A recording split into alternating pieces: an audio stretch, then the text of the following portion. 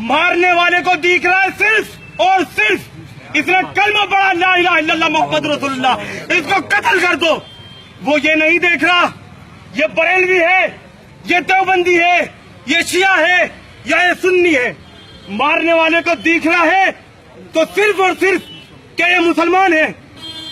याद रखो दोस्तों, खामोश रहने से काम नहीं चलने वाला, चुप रहने से काम नहीं चलने वाला, ये चुप्पी तोड़नी पड़ेगी हमें।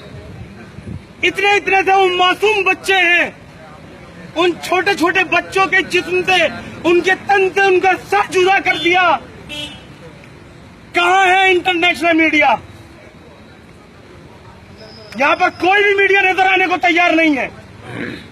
यह आप लोगों की जिम्मेदारी है कि दूर तक हमारी बात पहुंचाएं। जितने मुस्लिम मुमालिक हैं, मैं उनसे भी कहना चाहता हूं, कल मर के अल्लाह को मुंह दिखाना है तुम्हें, होश में आ जाओ। कल मर के अल्लाह को मुंह दिखाना है। वो बच्चे हमारे हैं, हम कैसे भूल जाते हैं अल्लाह के रसूल सल्लल्लाहु अलैहि वसल्लम की हदीस कि पूरी दुनिया का मुसलमान एक जिस्म की जानिब है। हमारे अगर पैर में चोट लगती है तो हमारे सर तक असर होता है, लेकिन आज जब दुनिया में जगह जगह मुसलमानों को मारा जाता रहा है, कभी कश्मीर है, कभी गुजरात है, कभी बर्मा है, कभी मुजफ्फरनगर है, कभी सीरिया है, कभी फलस्तीन है, कभी इराक है, कभी अफगानिस्तान है। आखिर कब तक चलता रहेगा ये? कब तक चलता रहेगा ये? ऐसे ही मारे जाते रहेंगे हम। मैं मुस्लिम कंट्री जो है, मुस्लिम मुमालिक, उनसे कहना चाहता हूं, आप लोग अगर इस गलत फहमी में जी रहे हैं कि मरने वाला भारत का मुसलमान है, मैं तो अपने मुल्क में सेफ बैठा हूं, तो याद रखो अगला नंबर आपका है।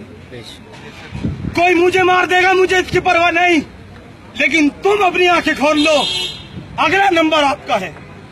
हम मर जाएंगे, हमें इसकी परवाह नहीं, लेकिन कम से कम तुम तो जाग जाओ, जो तुम पर ऐसा जुल्म ना हो जो हम पर हो रहा है। दोस्तों, आप लोग यहाँ पर जितनी भी वीडियो चल रही है, ये सब सोशल मीडिया की फेसबुक लाइव वीडियो चल रही है। ऐसा क्यों हो रहा है कि हर भाई के हाथ में मोबाइल है और कैमरे पर लाइव वीडियो चला रहा है? वो इसलिए कि यहाँ पर एक भी इलेक्ट्रॉनिक मीडिया नहीं है, कोई भी नहीं दिख रहा हमें, दूर दूर तक कोई नहीं दिख रहा हमें। ये इंसानियत की बात कहते हैं, इंसानियत का चोला पहन रखा है, इनका चोला उतार के खींच के नीचे गिराने की जरूरत है। आप लोग, मैं कह रहा हूं, जो यहाँ पर ये वीडियो बन रही है, शेयर कीजिए आप, क्योंकि यहाँ पर कोई मीडिया वाला नहीं खड़ा जो हमारी बात आगे तक पहुंचाएगा, टीवियों पे चलेगी। आप लोग ये बात आगे तक पहुंचाइए, और अल्लाह का वास्ता देकर मैं तुमसे कह रहा हूं मेरे भाई, एक हो जाओ, नेक हो जाओ। मैं अल्लाह का वास्ता दे रहा हूं, मैं भीख मांग रहा हूं तुम्हारे आगे, मैं हाथ फैला के भीख मांग रहा हूं मेरे भाई, एक हो जाओ, मुत्तहिद हो जाओ, मुत्तहिद हो जाओ। और याद रखो, जिस कौम को अपना माजी पता नहीं होता, वो कौम अपना मुस्तकबिल तय नहीं कर सकती।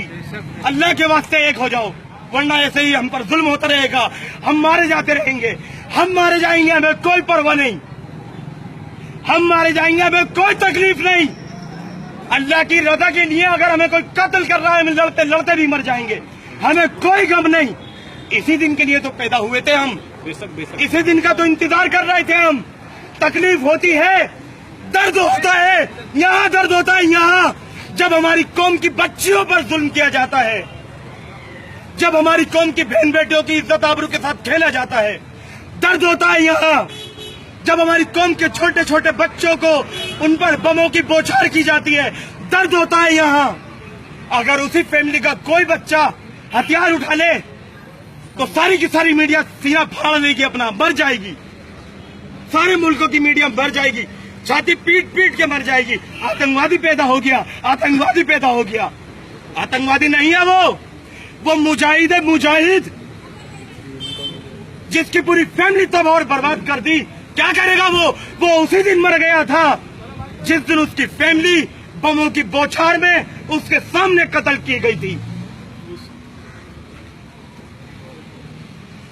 आप लोग एक हो जाओ, अल्लाह के वास्ते एक हो जाओ मेरे भाई। मैं भीख मांग रहा हूँ अल्लाह से, मसलकों की बहस में मत पढ़ो, आप मत पढ़ो मसलकों की बहस में मेरे भाई। नमाज उसकी भी हो जाती है जिसके हाथ नहीं होते। कोई रफायदेन कर रहा है, करने दो यार, वो नमाज तो पढ़ रहा है, कम से कम वो नमाज को भी नहीं आएगा। एक हो जाओ मेरे भाई, और आप अपना माजी उठा लो, इतिहास उठा लो और देख लो कब कब मुसलमानों पे जुल्म हुआ है। जब जब मुसलमानों ने अपनी जिंदगी से कुरान को तर्क कर दिया, तब तब मुसलमानों पे जुल्म हुआ है। मेरे भाई कुरान को समझ के पढ़ो मेरे भाई। हम कहते हैं Islam is the complete system of life. भाई इस्लाम कैपिटल, इस्लाम प्रैक्टिकल है मेरे भाई। कुरान को समझ के पढ़ो, कुरान को अपनी अमली जिंदगी में लाओ मेरे भाई, तभी कुछ हो पाएगा। वरना याद रखो, जब जब कौम कुरान से अलग हुई है, तब तब उन पे मुसीबतें आई हैं। समझ लो मेरे भाई, और अल्लाह के वास्ते मैं एक बार फिर कह रहा हूं, एक हो जाओ मेरे भाई, एक हो जाओ।